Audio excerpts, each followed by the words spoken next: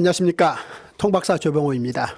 오늘은 성경과 5대 제국의 마지막 강의 시간으로 예수님과 5대 제국이라는 제목으로 살펴보겠습니다. 우리 예수님의 이야기는 사복음서에 담겨 있습니다. 그 형태를 들여다보면 많은 사람들이 우리 예수님께 질문하고 우리 예수님은 대답하는 형식의 이야기가 구성되었다라는 사실을 볼 수 있지요.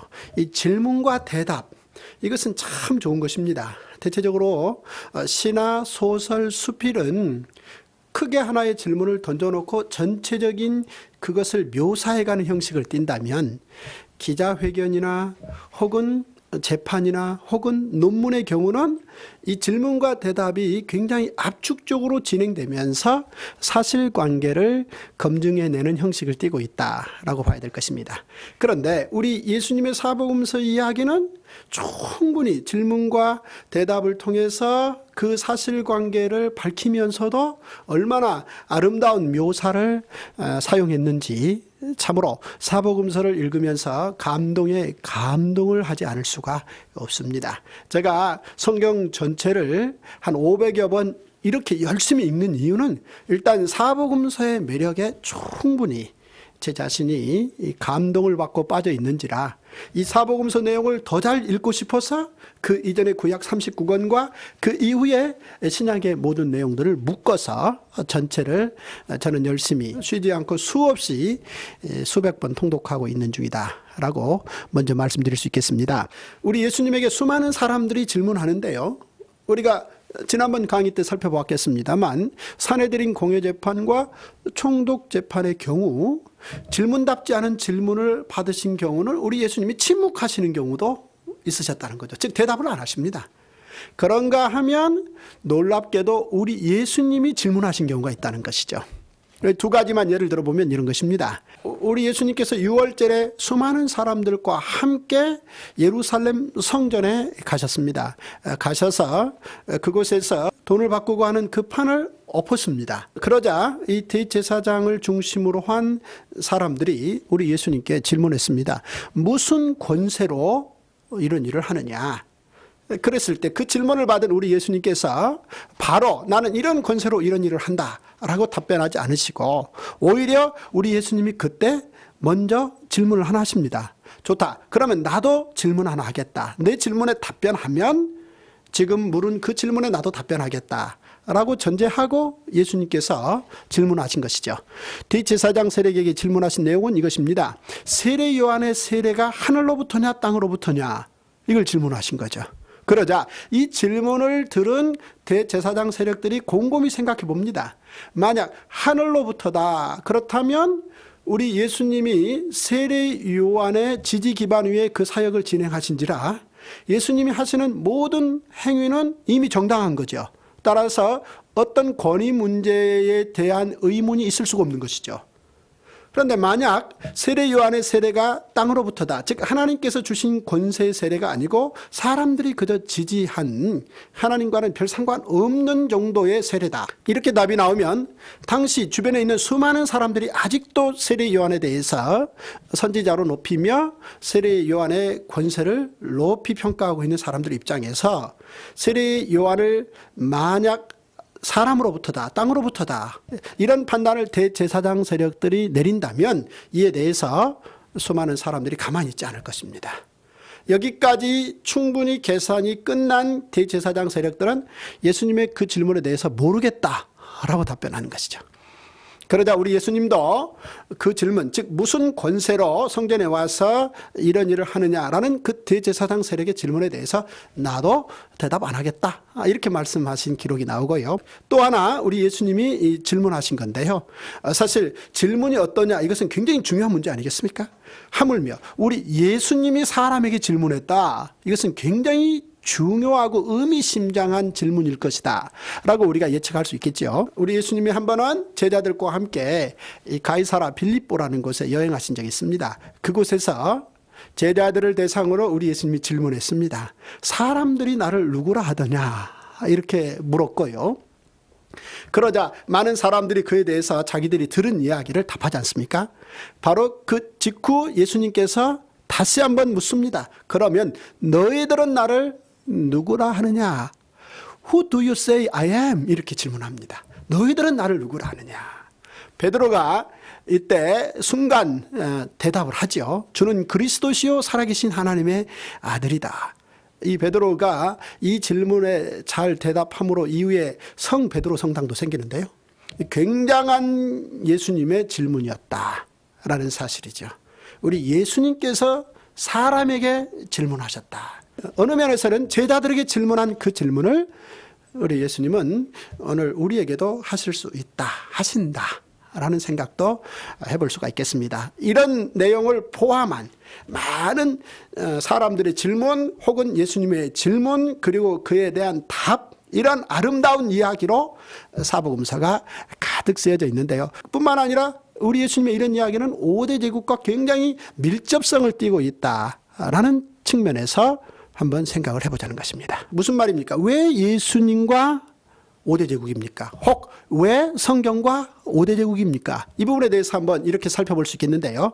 먼저 우리 예수님께서 3년의 이 공생의 사역을 마감하실 무렵에 아예 결심하시고 작정하시고 수많은 제자들과 지지자들과 함께 예루살렘에 가셨는데요.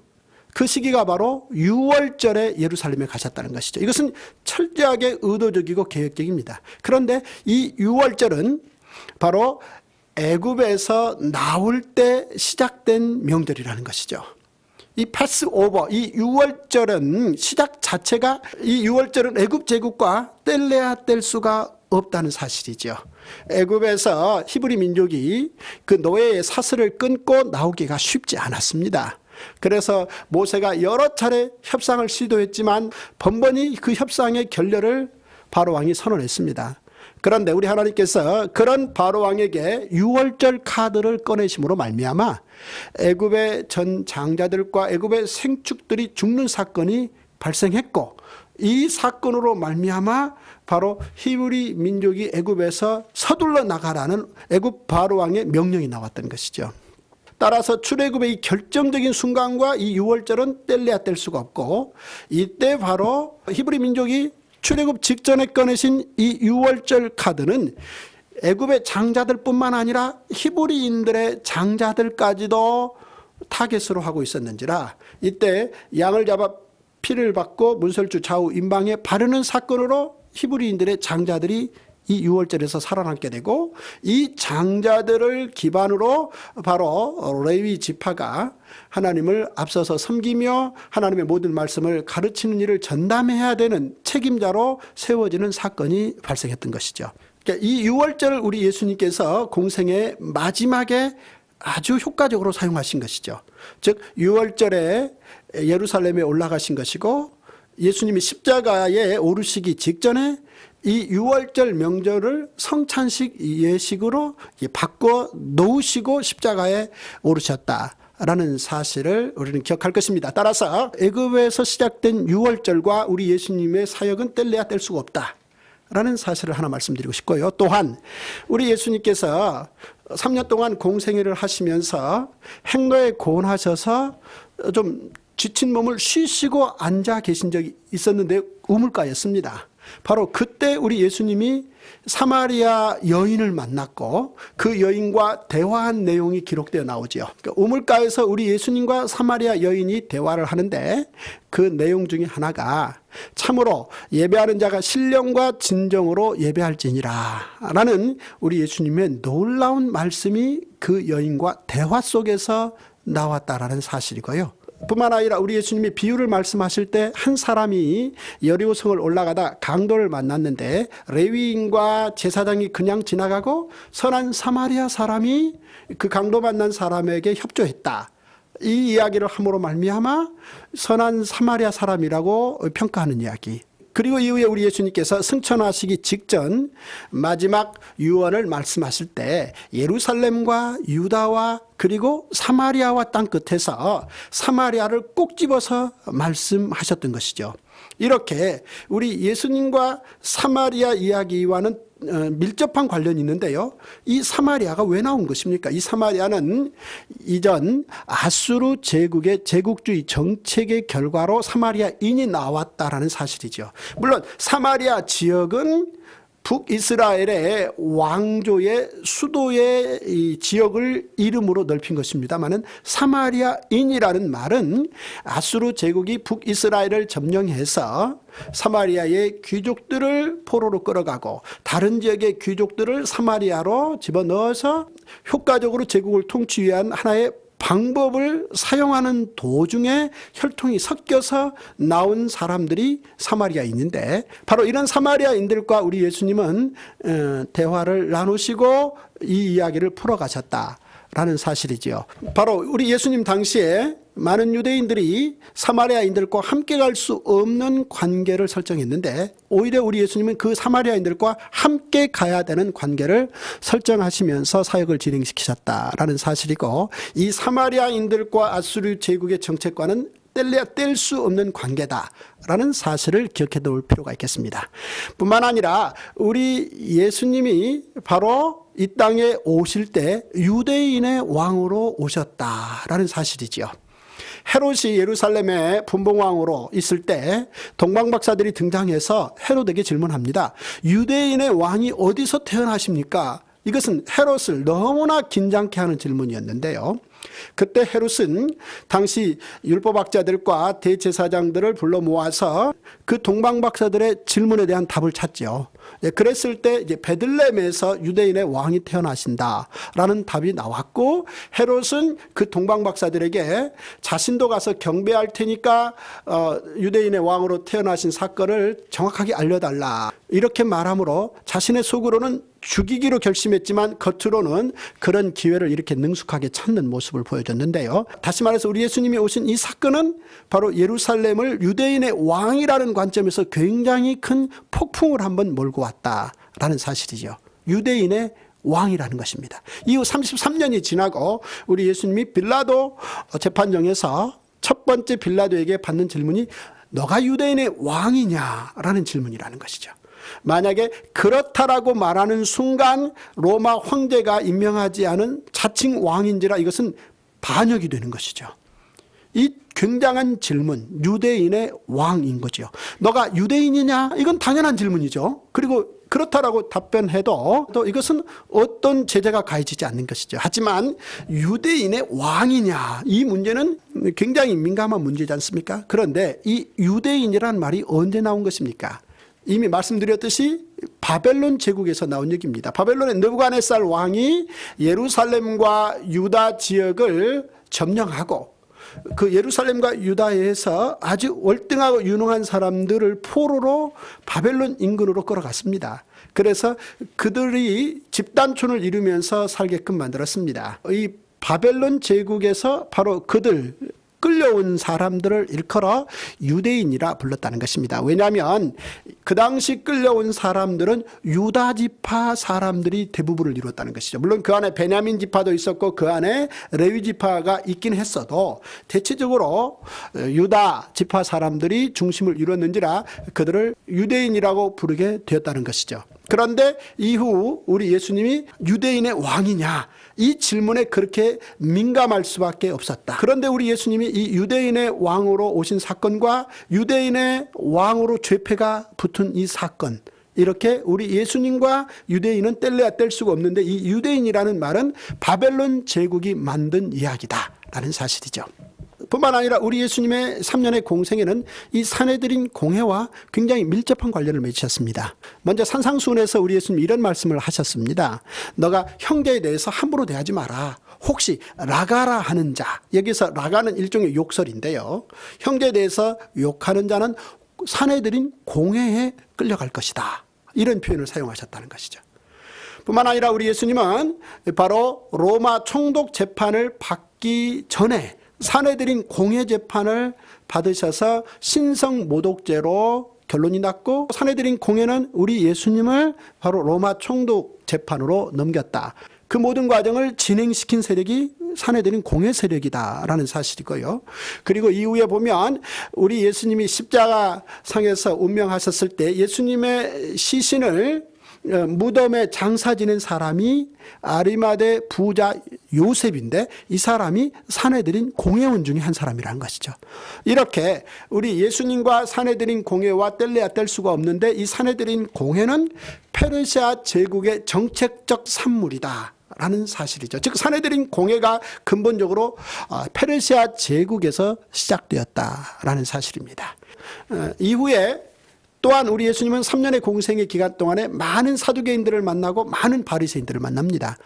이 사두개인들 가운데 예수님께 이렇게 질문하는 사람들이 있었죠. 부활이 없는지라, 이를테면 계대결혼을 부활과 연결시켜서 예수님께 질문하므로 우리 예수님께서 너가 성경도 오해한다, 이런 답변을 우리 예수님이 주신 적이 있고요. 뿐만 아니라 이제 이 바리새인들이 우리 예수님께 여러 가지로 이를테면 장로의 유전 문제, 청결 문제, 이런 질문들을 했던 것을 우리가 기억하고 있지 않습니까? 바로 이렇게 서기관과 바리새인들 그리고 사두개인들, 이거 굉장히 중요한 세력들인데요. 이 세력들과 예수님의 사역은 뗄래야 뗄 수가 없는데요. 이 세력이 근본적으로 헬라 제국의 정책 속에서 발생되었다라는 사실이지요.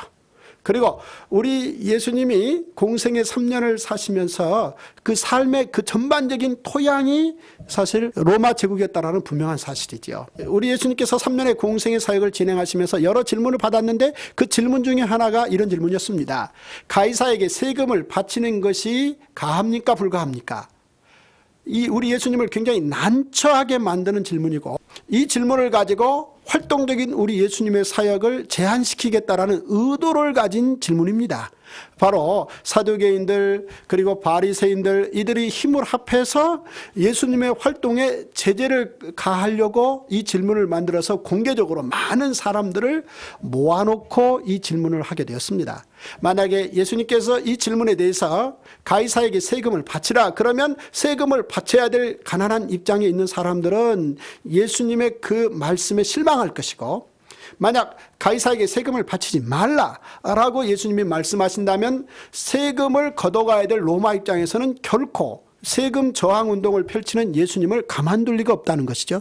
여기까지 계산한 그들이 로마 제국과 예수님을 서둘러 갈등 관계를 만들던, 아니면 로마 제국을 사이에 두고 우리 예수님과 예수님을 따르는 사람들과 갈등 관계를 만들던 이런 어떤 의도를 가지고 이 질문을 했다라는 것이죠. 그때 우리 예수님께서는 물론 답하시기를 가이사의 것은 가이사에게, 하나님의 것은 하나님에게, 이렇게 답변을 하셔서 그 상황을 넘어가셨습니다만, 이렇게 전반적으로 로마 제국과 우리 예수님과는 뗄래야 뗄 수 없는 문제죠. 세금 문제를 비롯해서. 뿐만 아니라 이제 총독 재판을 우리 예수님이 받으시고 그 총독이 최종적으로 우리 예수님을 십자가형에 명령했지 않습니까? 따라서 오늘날 우리가 사도신경을 외울 때 본디오 빌라도에게 고난을 받으사, 이 표현을 사용하는데요. 이 본디오 빌라도는 로마 총독입니다.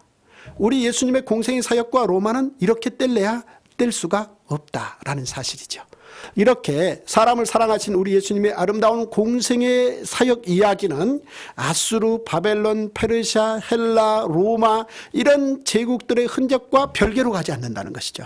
바로 이렇게 우리 예수님의 아름다운 공생의 사역은 애굽에서 시작된 6월절에 바벨론에서 시작된 유대인의 왕으로, 그리고 페르시아 시대에 시작된 사내들인 공회재판을 통해서, 그리고 헬라 시대에 시작된 이 사두개인과 바리새파들의 시기를 받음으로 말미암아, 그리고 로마 제국의 총독의 명령으로 십자가를 지심으로 대단원의 막을 내리셨다라는 사실을 기억해 둘 필요가 있겠습니다.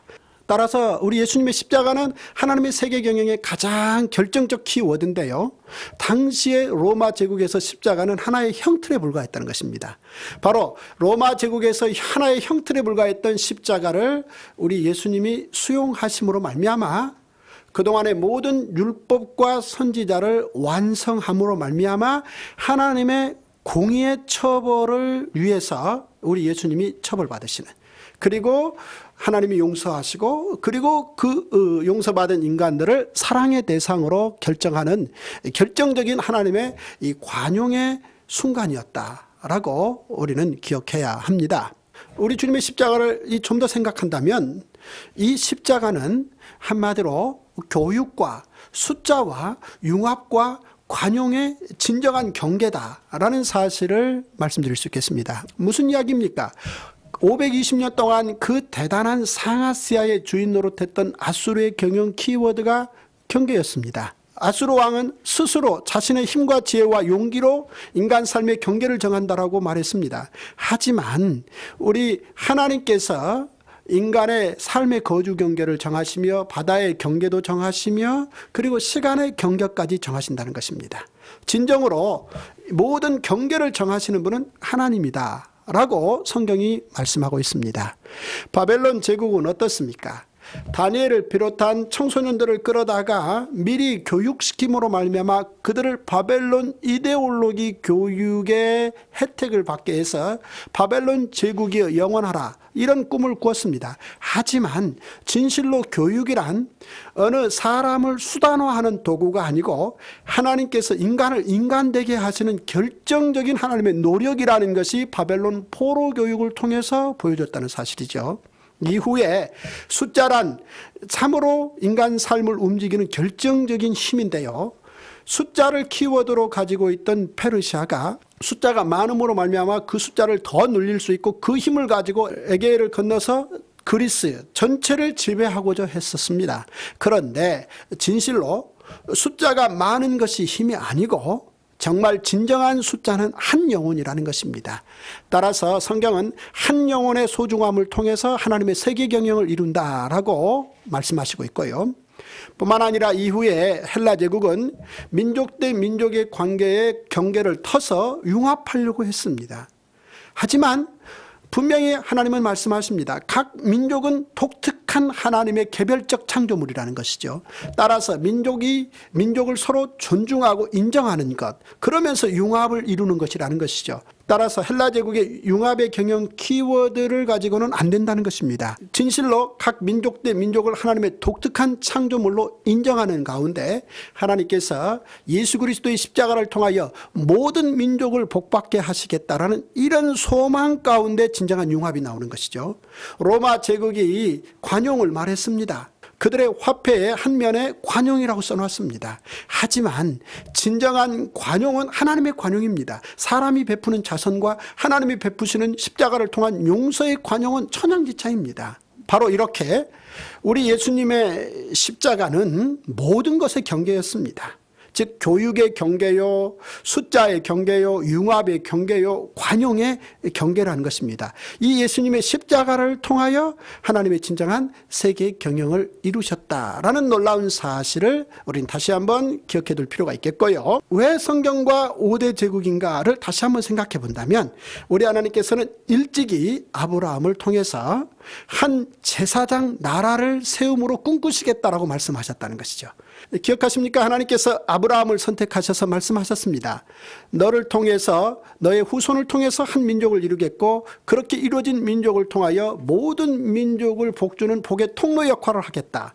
다시 말해서 너를 통해서 제사장 나라의 꿈을 꾸시겠다라고 아브라함에게 말씀하셨습니다. 이후 500년 세월이 지나고 하나님은 모세를 통하여 세계가 다 내게 속하였나니 이제 히브리 민족이 국가를 이루되 이것은 제사장 나라의 꿈을 꿔라 라고 동일한 말씀, 즉 아브라함에게 하셨던 동일한 말씀을 이제 모세를 통해서 말씀하셨죠.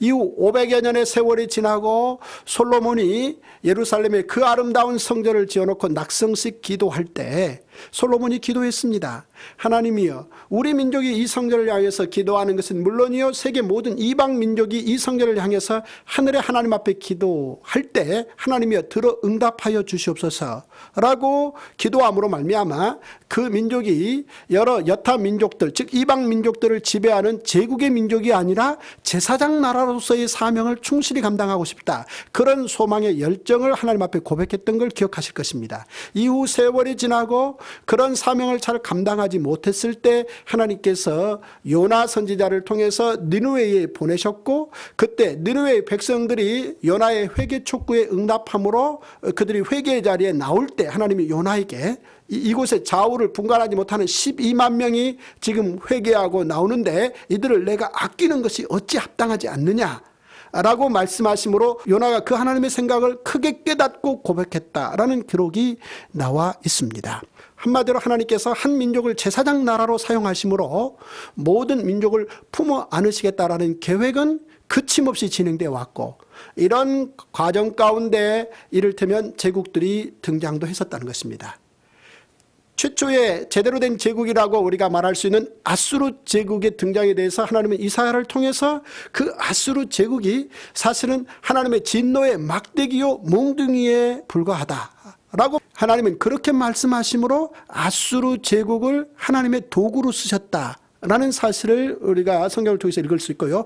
뿐만 아니라 하나님께서 예레미야를 통해서 예루살렘 유다 백성들을 바벨론의 포로로 끌려가서 70년 동안 징계를 받고 교육을 받아야 된다고 말씀하시면서 바로 이 70년에 징계를 받고 교육받는 이 기간은 두 가지 중첩의 의미가 있는데, 하나는 예루살렘을 황폐케 함으로 말미암아 그동안 지키지 않았던 안식일 안식년 희년을 몰아서 쉬게 함으로 말미암아 제사장 나라의 법을 지키게 한다는 의미가 있고, 또 하나는 그 70년의 기간이 바로 바벨론 제국의 최종 수명이라는 걸 말씀하셨다는 것이죠. 한마디로 하나님은 이 제사장 나라 경영, 이 경영의 진행 속에 바벨론 제국의 등장과 쇠퇴를 말씀하셨다는 것이죠. 이렇게 우리 하나님은 제사장 나라의 꿈을 여러 민족들을 대상으로 진행시키시면서 제국들의 변동도 허용하셨다. 이 모든 이야기를 성경이 담고 있다라는 놀라운 사실입니다. 자, 서점과 박물관 이야기로 시작된 성경과 5대 제국 강의 어떠셨어요?